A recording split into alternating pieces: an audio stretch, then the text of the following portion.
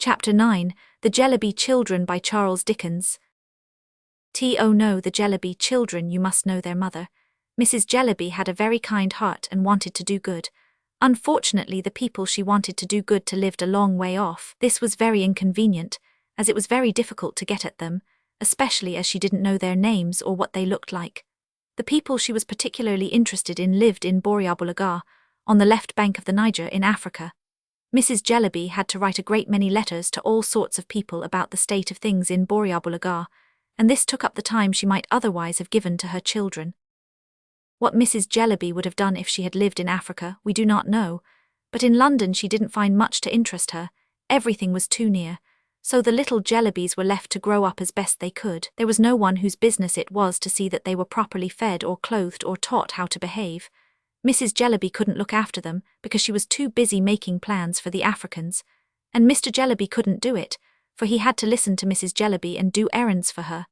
So nobody 999 it, and the little Jellybys got on as best they could, which was not very well. In Bleak House, Dickens makes Miss Summerson tell of her visit to Mrs. Jellyby. We were to pass the night, Mr. Kenge told us, at Mrs. Jellyby's, and then he turned to me and said that he took it for granted that I knew who Mrs. Jellyby was. I really don't, sir, I returned. Indeed, Mrs. Jellyby is a lady of great strength of character. She devotes herself entirely to the public. And Mr. Jellyby, sir. Ah, Mr. Jellyby, said Mr. Kenge. I do not know that I can describe Mr. Jellyby better than by saying he is the husband of Mrs. Jellyby. We arrived at our destination and found a crowd of people, mostly children, about the house at which we stopped, which had a tarnished brass plate on the door with the inscription Jellyby. Don't be frightened, said Mr. Guppy, looking in at the coach window. One of the young Jellybys been and got his head through the area railings. Oh, poor child, said I, let me out if you please. Pray be careful of yourself, miss. The young Jellybys are always up to something, said Mr. Guppy.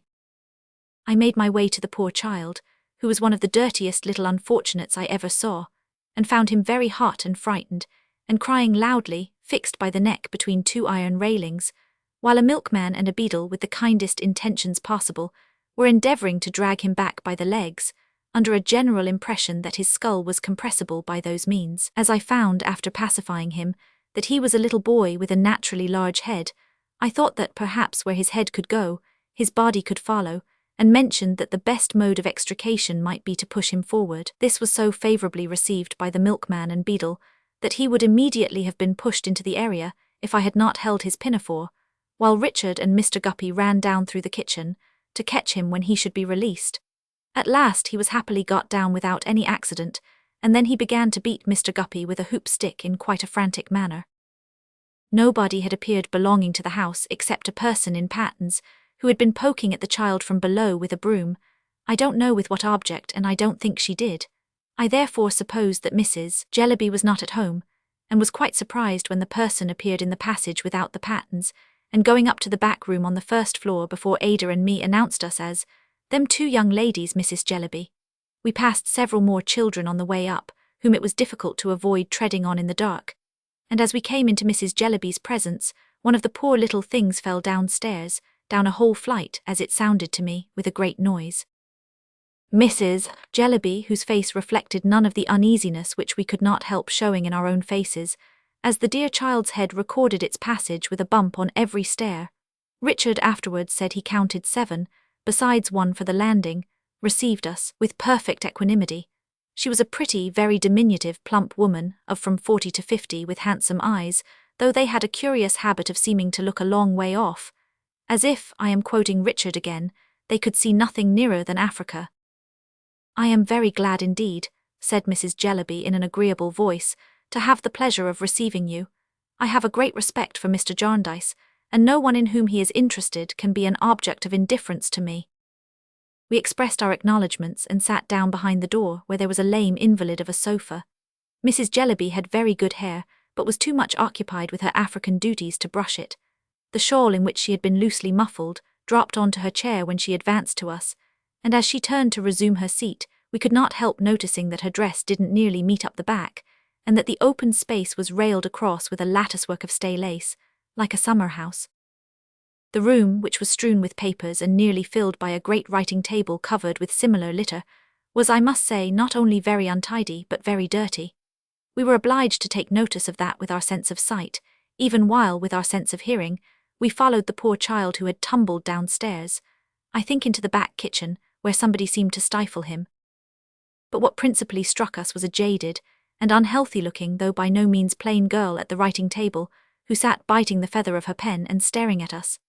I suppose nobody ever was in such a state of ink.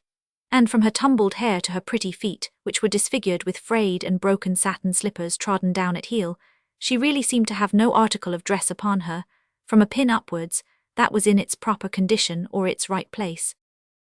"You find me, my dears," said Mrs. Jellyby, snuffing the 2 great office candles in tin candlesticks, which made the room taste strongly of hot tallow. The fire had gone out, and there was nothing in the grate but ashes, a bundle of wood, and a poker. "You find me, my dears, as usual, very busy, but that you will excuse. The African project at present employs my whole time.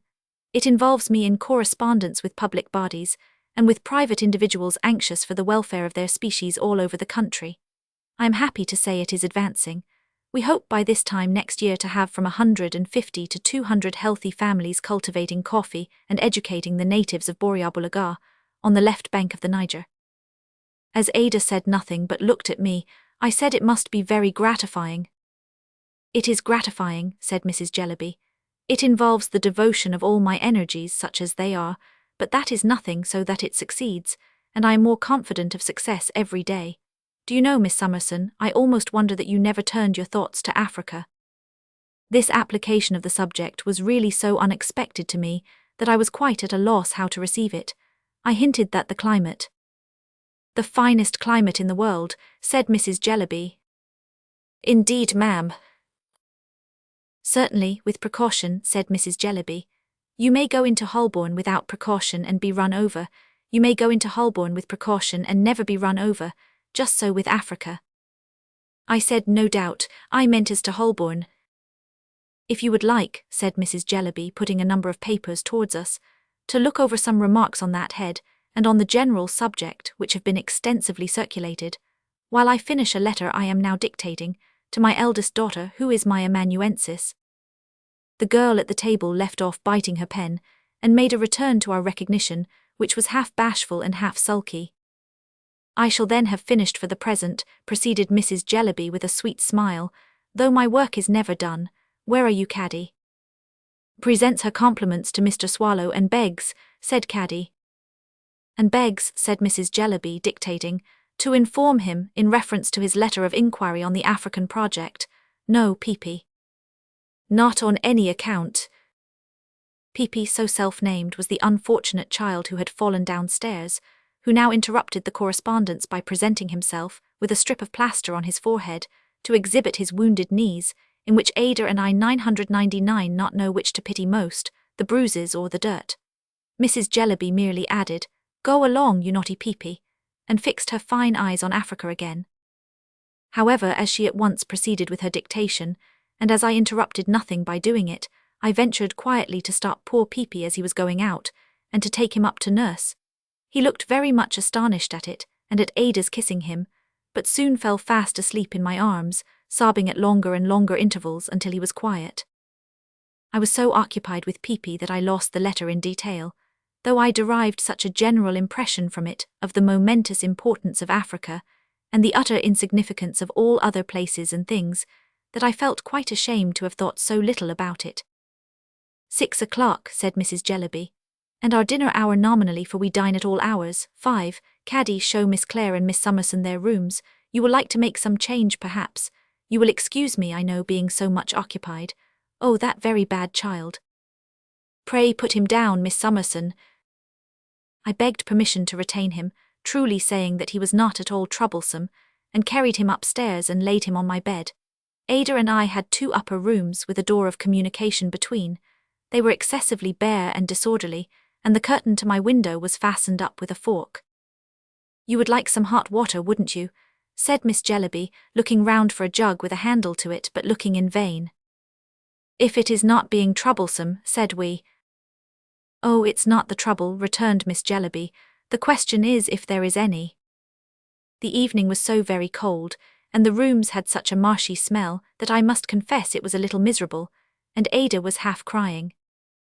We soon laughed, however, and were busily unpacking when Miss Jellyby came back to say that she was sorry there was no hot water, but they couldn't find the kettle and the boiler was out of order. We begged her not to mention it, and made all the haste we could to get down to the fire again. But all the little children had come up to the landing outside to look at the phenomenon of Pee-Pee lying on my bed, and our attention was distracted by the constant apparition of noses and fingers in situations of danger between the hinges of the doors. It was impossible to shut the door of either room, for my lock with no knob to it looked as if it wanted to be wound up, and though the handle of Ada's went round and round with the greatest smoothness, it was attended with no effect whatever on the door. Therefore I proposed to the children that they should come in and be very good at my table, and I would tell them the story of Little Red Riding Hood while I dressed, which they 999, and were as quiet as mice, including Pee-Pee, who awoke opportunely before the appearance of the wolf. Soon after 7 o'clock we went down to dinner. The dinner was long because of such accidents as the dish of potatoes being mislaid in the coal scuttle. Mrs. Jellyby paid no attention to such matters and told us all about the various committees and the 5,000 circulars that were sent out. After dinner, Mr. Jellyby sat in a corner in a state of great dejection. I sat in another and told Pee-Pee in whispers the story of Puss in Boots, until Mrs. Jellyby, accidentally remembering the children, sent them to bed. As Pee-Pee cried for me to take him, I carried him upstairs. "What a strange house," said Ada when we got upstairs. "My love," said I, "it quite confuses me. I can't understand it." "What?" asked Ada. "All this, my dear," said I. "It must be very good of Mrs. Jellyby to take such pains about a scheme for the benefit of natives, and yet Pee-Pee and the housekeeping